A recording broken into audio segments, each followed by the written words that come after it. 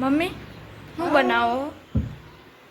જય શ્રી કૃષ્ણ, જય ગિરનારી મિત્રો. આપણે બનાવી રહ્યા છીએ મીઠા સાટા.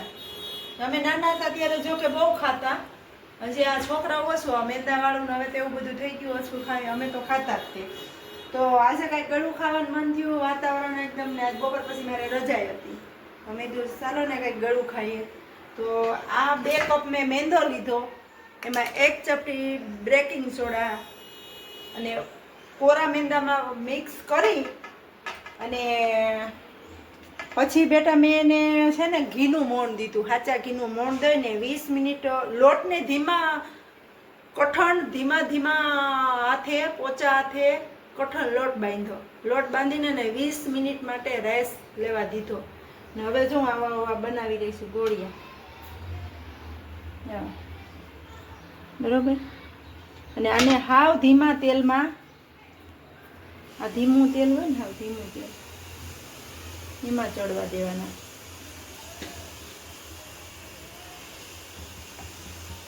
એવા તેલમાં, બરોબર. અને પછી બનાવશું ચાસણી. તો આખડી બતાવું તમને ચાસણી. જોઈ લો, આપણે સાટા તળાઈને તૈયાર થઈ ગયા છે. થોડાક આપણે ક્રિસ્પી ખાવાતા, એટલે સેજ એવા મેં સેજ એવી દાજ પડી ગઈ છે, પણ નો ટેન્શન, મસ્ત બનશે. ને અહીંયા આપણી બની રહી છે ચાસણી. થોડા બનાવતા ને એટલે તપેલીમાં, પાછા કોઈ કોમેન્ટ એમ ન કરતા કે તપેલીમાં બનાવ્યા ને આમને તેમને. થોડાક જ બનાવ્યા છે ઠાકોરજી માટે, બરાબર. અને મીઠા સાટા જો પછી તૈયાર થઈને તમને મસ્ત મજાના. એની ચાસણી આમ જોવાની હોય, આમ આમ જામ એક તારની થવા મળે. કડક રાખવાની હોય અને પતાસા જેવી જામ. અને ચોમાસાની ઋતુ છે ને એટલે સેજ એવી કડક જ રાખવી પડશે, બરાબર.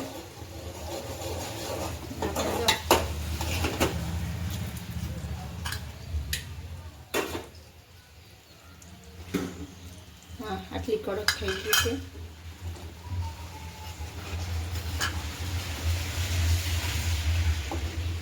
જોઈ લો મિત્રો, આમ આપણે એક સાટો આવી રીતે અંદર નાખી બોળી અને કાઢી લેવાનો.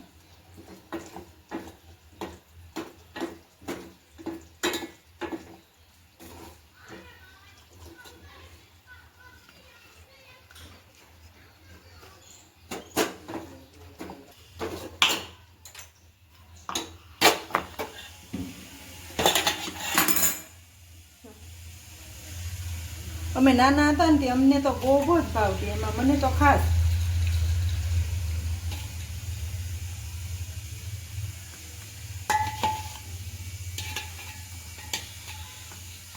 જોઈ લે, બની ગયા ને મસ્ત મજાના સાટા. જો પાછળ જામમાં મળ્યા, કેટલા મસ્ત છે.